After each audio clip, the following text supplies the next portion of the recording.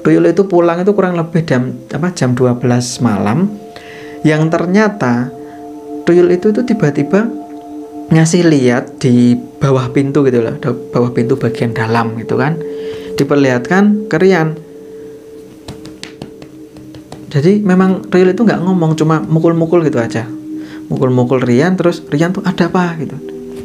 Tuyul itu nunjuk-nunjuk gitu loh, nunjuk-nunjuk ke arah uang itu gitu.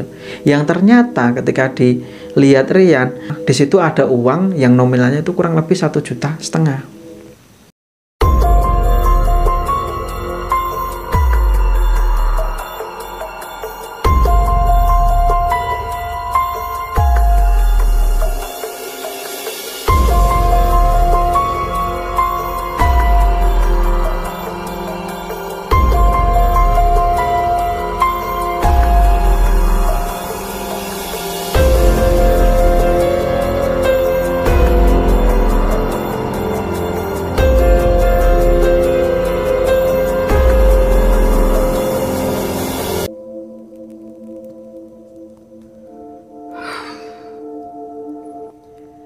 Assalamualaikum warahmatullahi wabarakatuh. Selamat datang di Mr. Manyun.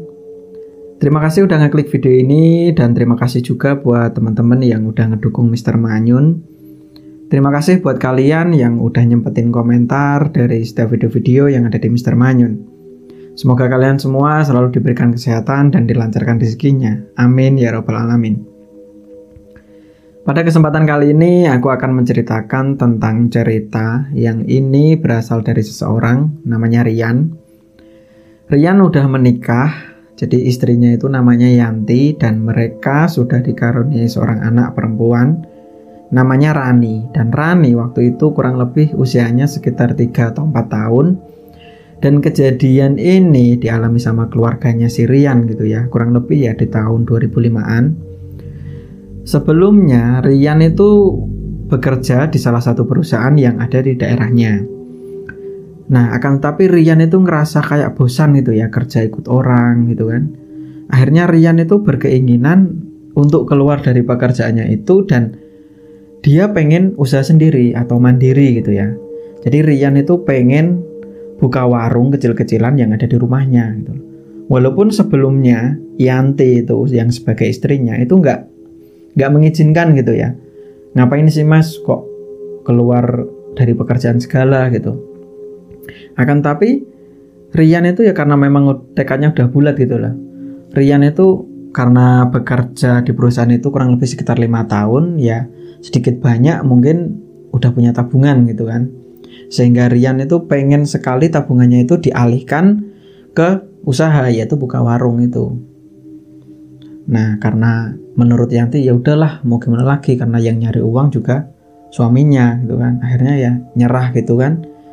Yang jelas si Yanti waktu itu ya, yang penting aku nggak mau tahu, yang jelas kita bisa makan dan bisa hidup, seperti itu. Waktu itu si Rian ya cuma, wah nggak apa-apa bu, nanti dari hasil warungnya kan lebih dari hasil yang didapat di perusahaan itu. Nah, akhirnya seiring berjalannya waktu, ketika Rian itu sudah keluar dari perusahaan itu gitu ya, Rian itu nggak langsung tabungannya itu nggak langsung dibuat usaha seperti itu. Akan tapi Rian itu ngerasa, ya udahlah, aku tak istirahat dulu, nggak ada hubungan pekerjaan, terus nggak ada hubungan bisnis apapun gitu loh. Yang jelas Rian itu pengen free gitu.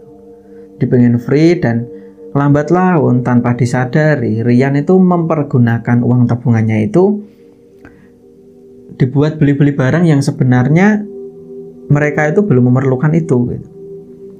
Nah, pada suatu ketika kurang lebih sekitar 5 bulan setelah Rian itu keluar dari pekerjaannya itu, buat makan aja susah.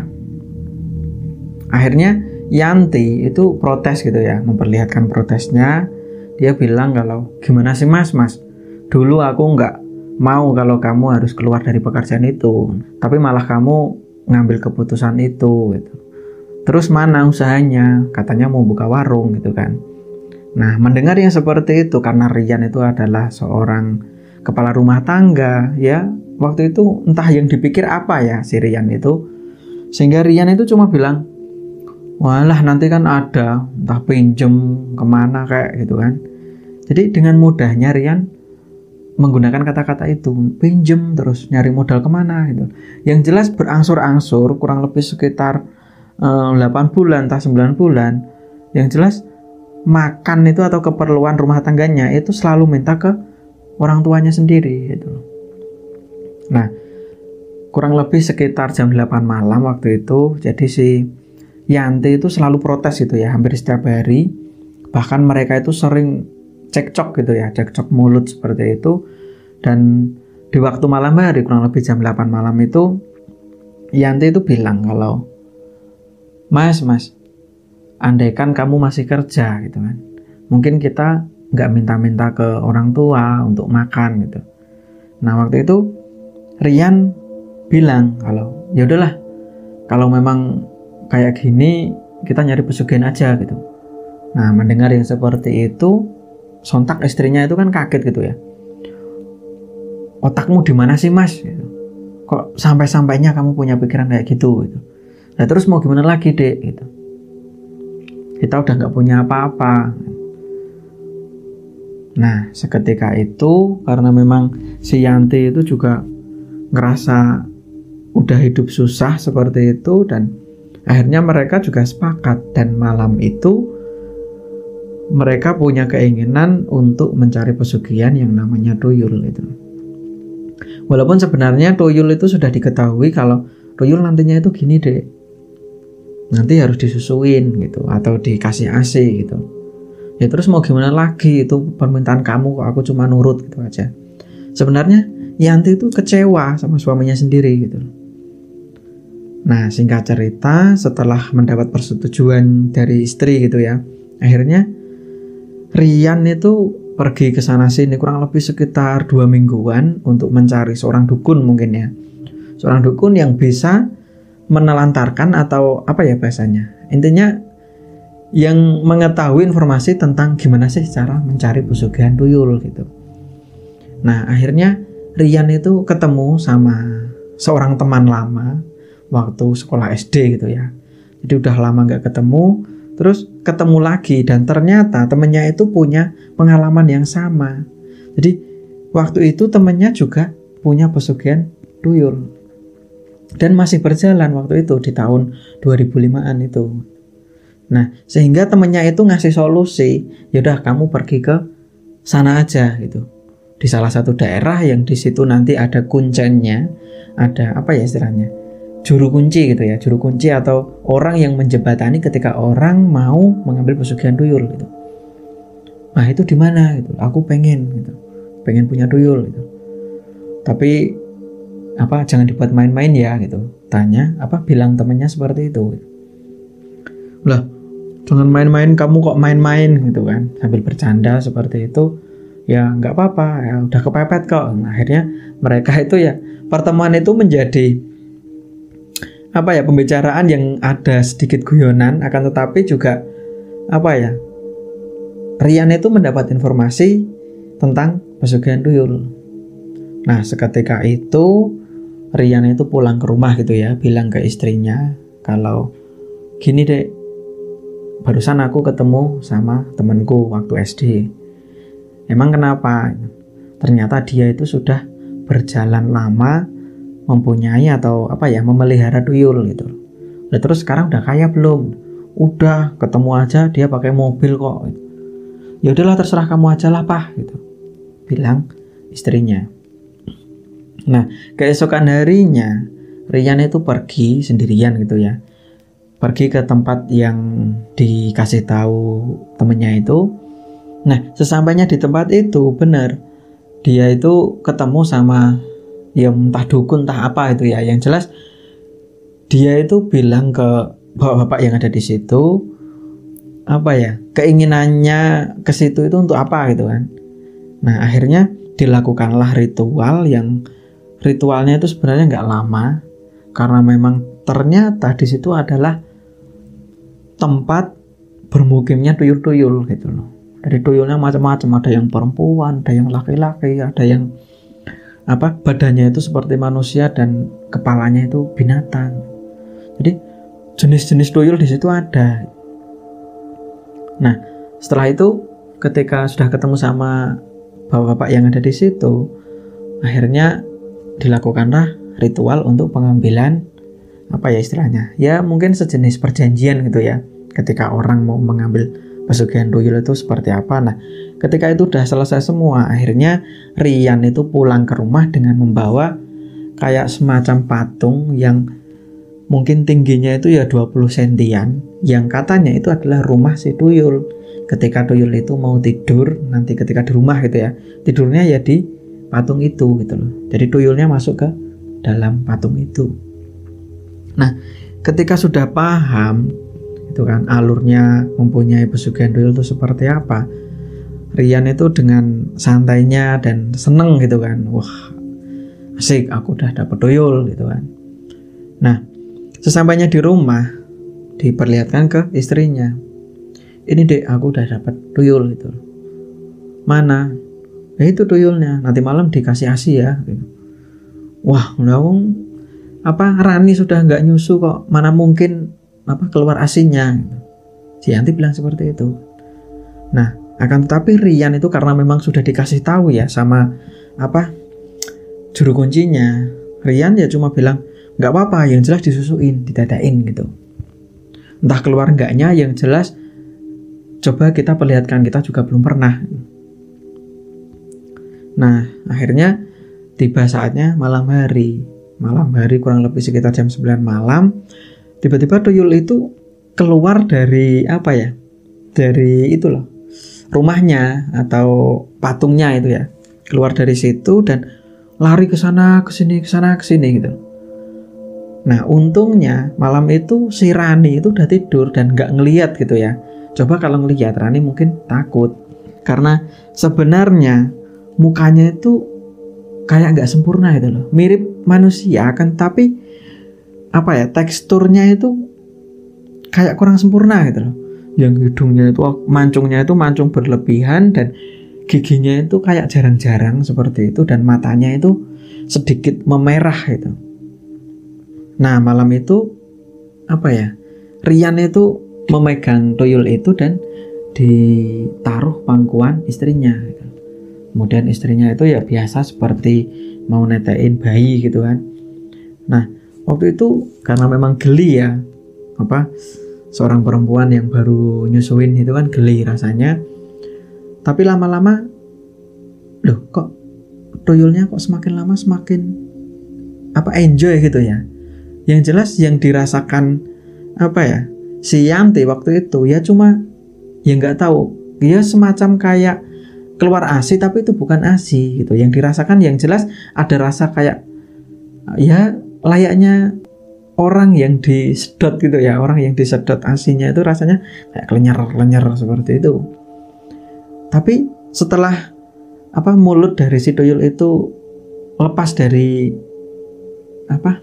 tempatnya, itu nggak ada tetesan ASI seperti itu. Nah, terus yang diminum tuyul itu apa? Jadi sebenarnya Yanti waktu itu ya juga penasaran gitu, yang dihisap itu apa? Kok bisa kenyang si tuyul itu? Nah, setelah itu tuyul itu cuma senyum-senyum, lari-lari. Kemudian Rian itu cuma ngasih isyarat gitu loh. Ibaratnya kalau omongan gitu ya, yaudah kamu sana keluar nyari uang gitu buat aku. Nah, akhirnya setelah minum ASI gitu ya, tuyul itu ya keluar rumah gitu. Terus kemudian ditunggu itu ya, tuyul itu pulang itu kurang lebih jam 12 malam. Yang ternyata tuyul itu tiba-tiba ngasih lihat di bawah pintu gitu loh, bawah pintu bagian dalam gitu kan, diperlihatkan ke Rian. Jadi memang tuyul itu nggak ngomong, cuma mukul-mukul gitu aja, mukul-mukul Rian. Terus Rian tuh ada apa gitu, tuyul itu nunjuk-nunjuk gitu loh, nunjuk-nunjuk ke arah uang itu gitu. Yang ternyata ketika dilihat Rian, di situ ada uang yang nominalnya itu kurang lebih 1,5 juta. Nah, akhirnya uang itu diperiksa gitu kan sama Rian. Oh, betul deh, ini uang 1,5 juta itu. Wah, kalau setiap malam kita dapat uang sebanyak ini, kita pasti kaya deh gitu. Ya udah, terserah kamu lah, Pak gitu. Jadi Yanti itu walaupun sudah diperlihatkan hasilnya, Yanti itu masih malas gitu ya untuk menanggapi apa yang dilakukan suaminya sendiri itu. Nah, singkat cerita, kurang lebih sekitar 1 tahun mereka itu punya tuyul gitu ya. Yanti itu yang tadinya gemuk badannya, lambat laun badannya itu kurus kering gitu. Kurus kering, dan Yanti sendiri itu bahkan makan itu sehari cuma sekali. Jadi makan itu seakan-akan kayak gak nafsu gitu. Nah, pernah suatu ketika karena memang warga yang ada di kampungnya si Rian itu banyak orang yang bilang kalau uangku kok hilang ya, uangku tak taruh lemari kok hilang. Dan banyak sekali orang yang punya cerita kehilangan uangnya. Dan nominalnya ya pokoknya setiap malam itu hilang 100, hilang 50, hampir setiap malam gitu. Nah, terus semua warga akhirnya itu loh mengadakan pos ronda, mengadakan ronda itu ya. Yang tadinya ya walaupun pos ronda itu sudah ada sebelumnya, akan tapi jadwalnya itu sudah nggak dijalankan gitu loh, atau berhenti untuk kegiatan ronda itu sudah berhenti gitu. Nah, dengan adanya uang yang sering hilang, akhirnya warga setempat itu mengadakan pos kampling lagi gitu loh, atau mengadakan jaga ronda lagi seperti itu. Nah, waktu itu pernah suatu ketika kurang lebih jam 10 malam ada salah satu warga yang melihat tuyul itu gitu loh. Jadi kalau bahasa Jawanya itu tuyul itu kemenungsan gitu kalau bahasa Jawanya. Nah, waktu itu karena memang tujuannya itu pengen membongkar uang kok bisa hilang terus kemana gitu kan, mungkin itu tuyul. Jadi warga itu sudah berpikir ke situ gitu loh, kalau di daerah sini pasti ada tuyul gitu. Akhirnya ketika salah satu orang yang melihat tuyul itu akhirnya dikejar gitu, dan sambil bawa batu terus dilempar, dan terkena tangan si tuyul itu gitu loh. Walaupun tuyul itu langsung lari cepat gitu, akan tapi ketika tangannya terkena batu, tiba-tiba si Rian itu di rumah itu ngerasa tangannya itu sakit. Yang sakitnya itu ya sakit pegel gitu loh. Yang kurang lebih sekitar 10 menit tuyul itu sampai rumah, tuyul itu juga pegangin tangannya gitu loh.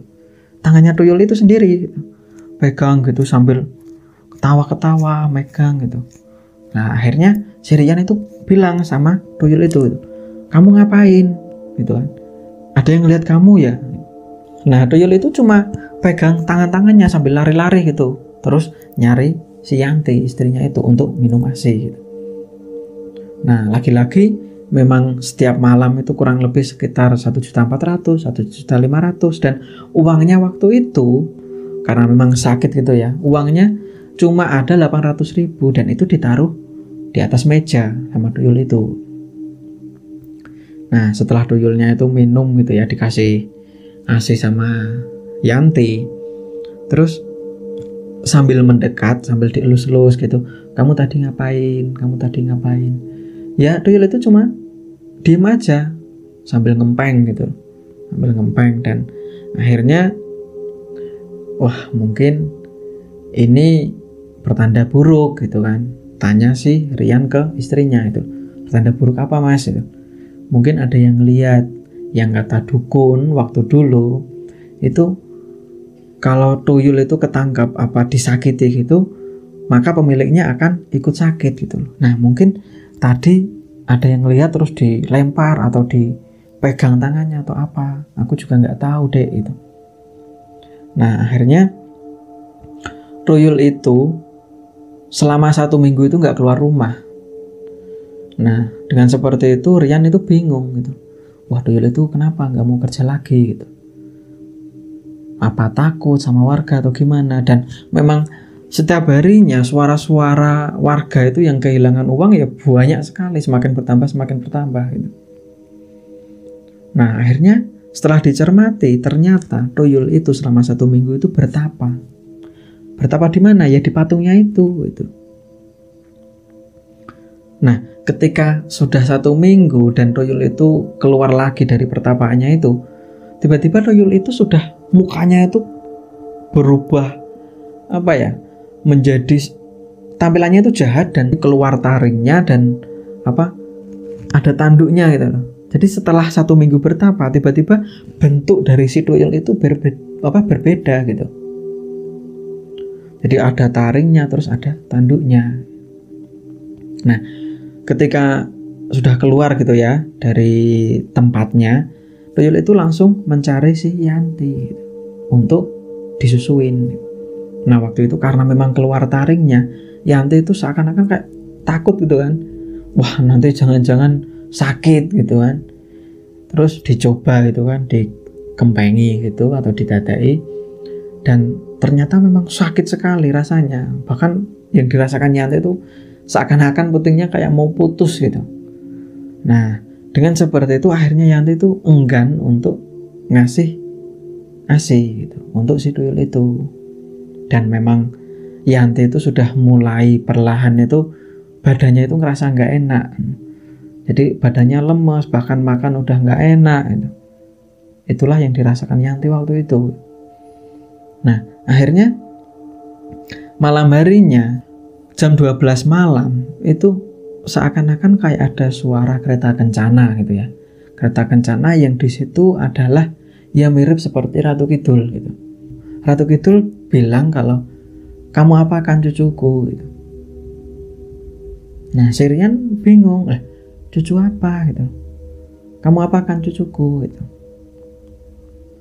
Yaudah gini aja, kalau kamu memang pengen kaya, itu yang tidur atau anakmu itu kasihkan ke aku gitu.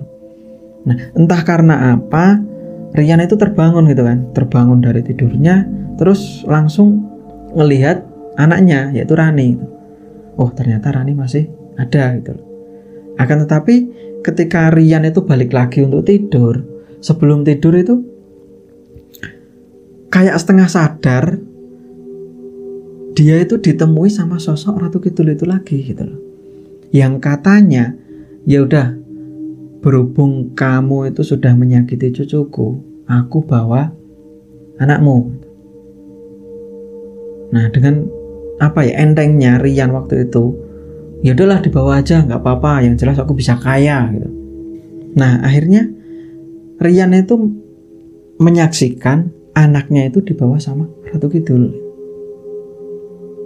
Nah, setelah itu ketika Ratu Kidul udah pergi gitu ya, kemudian Rian itu melihat tuyul itu berlari-lari sambil senyum di dalam rumahnya. Nah, waktu itu memang istri dan anaknya udah tidur gitu. Ketika dilihat gitu, loh, yang dibawa Ratu Kidul tadi siapa? Sedangkan anakku Rani masih tiduran gitu. Nah, akhirnya tuyul itu tuh mendekati Rian gitu ya, dan menunjuk-nunjuk ke lemari gitu. Ada apa gitu. Lari-lari sambil nunjuk lemari gitu. Tuyul itu sambil senyum-senyum gitu. Dan ketika lemarinya itu dibuka, Rian itu kaget. Oh, tiba-tiba ada uang yang nominalnya itu ada kalau 300 juta. Seketika itu Rian langsung, ya karena memang seneng kalau ngeliat uang banyak gitu ya. Waktu itu ya uangnya langsung digambur-gamburin gini. Asik, aku dapat uang banyak gitu. Nah, akhirnya setelah Rian itu tahu gitu ya, ngelihat uang itu, akhirnya istrinya itu dibangunkan gitu. Dek, coba lihat itu. Wah, kok ada uang banyak mas, dari mana? Nggak tahu, tadi ada Ibu Ratu Kidul gitu. Ceritanya seperti itu. Wah, dia ngasih uang mas gitu. Wah, lumayan nih mas, banyak itu, kita bisa beli mobil, beli sawah, beli apalah gitu. Iya dek. Nah, nggak taunya pagi harinya kurang lebih sekitar jam 6 pagi gitu, tiba-tiba anaknya yang bernama Rani itu tiba-tiba demam tinggi. Dan ketika Rani itu mau dibawa ke rumah sakit, waktu itu belum sampai di rumah sakit, jadi masih di tengah perjalanan gitu ya, tiba-tiba Rani itu menghembuskan nafas terakhirnya. Waktu itu ada yang bilang kalau Rani matinya itu nggak wajar gitu loh. Ada salah satu tetangga yang bilang seperti itu. Lah, nggak wajarnya gimana bu? Karena memang ibu-ibu yang bilang seperti itu. Nggak tahu kok kayak di atas ada sesuatu yang warnanya itu hitam, dan itu ketika Rani itu mau dibawa ke rumah sakit, seakan-akan sosok hitam itu selalu ada di sampingnya Rani gitu. Nah ternyata diketahui ibu-ibu atau tetangganya itu sedikit banyak itu punya punya kelebihan yang dia itu feelingnya itu tepat, dan dia itu bisa ngerasa gitu loh kalau di sini ada genderuwo, di sini ada pocong gitu loh. Akan tapi nggak secara vulgar melihat gitu, nggak gitu. Yang jelas dia itu kerasa gitu loh kalau Rani itu matinya nggak wajar gitu. Nah akhirnya perkataan dari tetangganya itu, Rian itu mikir, wah apa jangan-jangan memang anakku yang jadi tumbal gitu. Nah akhirnya setelah kepergian anaknya itu, setelah proses pemakaman udah selesai semua, akhirnya bilang sama istrinya si Rian itu, Dek, jangan-jangan Rani itu dijadikan tumbal gitu, karena kita mendapat uang yang kemarin itu gitu. Akhirnya Yanti itu cuma diem gitu, diem terus, pokoknya ditanya apapun si Yanti itu nggak jawab gitu. Karena memang Yanti juga sendiri sudah badannya sudah mulai sakit-sakitan, karena memang tubuhnya itu sudah tulang sama kulit gitu. Jadi nggak gerak itu sudah nggak istilahnya nggak semangat gitu. Jadi banyaknya itu berbaring di tempat tidur si Yanti itu. Nah kurang lebih sekitar 3 hari setelah kepergian anaknya, Yanti itu juga mengembuskan nafas terakhir gitu, atau mati. Nah akhirnya si Rian itu nggak memiliki siapa-siapa lagi. Terus siapa yang ngasih ASI ke tuyulnya gitu loh. Tapi nggak tahu kenapa tuyul itu masih ada di rumah itu, karena memang patungnya ada di rumahnya. Akan tapi tuyul itu nggak pernah mencari uang gitu. Tuyul itu kerjanya cuma keluar rumah, akan tetapi pagi harinya selalu ada orang yang katanya itu tadi malam melihat tuyul gitu.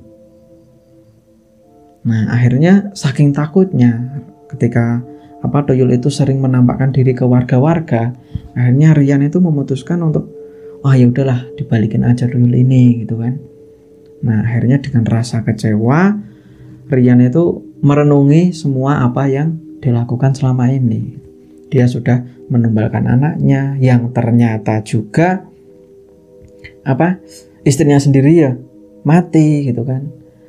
Nah diketahui ketika Rian itu sudah mengembalikan gitu ya, karena memang boleh dikembalikan sama juru kuncinya gitu kan, dikembalikan ke sana, dan akhirnya Rian itu nggak punya hubungan lagi sama tuyul itu. Nah ketika udah selesai semua, Rian itu ketemu sama seorang kiai. Nah kiai itu cuma bilang, ya mas, yang sebenarnya tuyul itu yang katanya minta ASI, yang dikonsumsi itu sebenarnya bukan ASI, akan tapi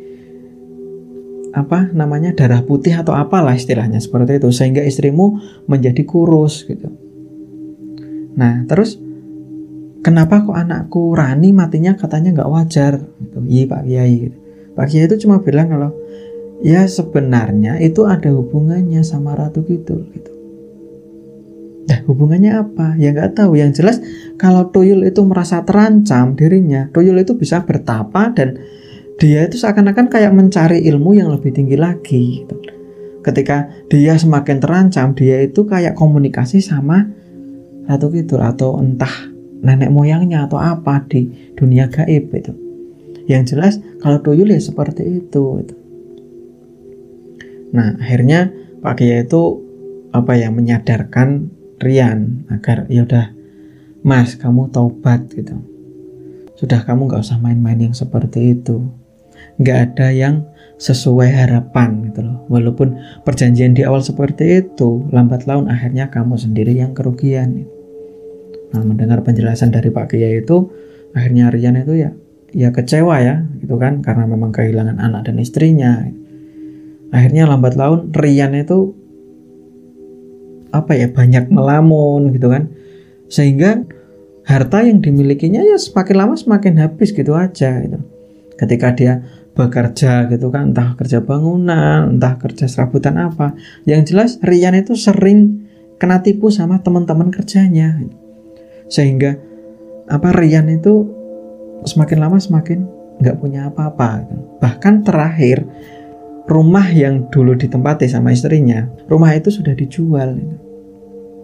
Dan sekarang Rian itu tinggalnya sama orang tuanya lagi gitu. Nah, mudah-mudahan Mas Rian ini setelah ini bisa memperbaiki hidupnya dengan jalan yang benar dan semoga dilancarkan rezekinya. Seperti itu. Nah, mungkin itu aja untuk cerita kali ini. Semoga pengalaman hidup yang dialami sama Rian dan keluarganya gitu ya bisa menjadikan pelajaran maupun hikmah kepada kita semua. Billahi taufiq wal hidayah. Assalamualaikum warahmatullahi wabarakatuh.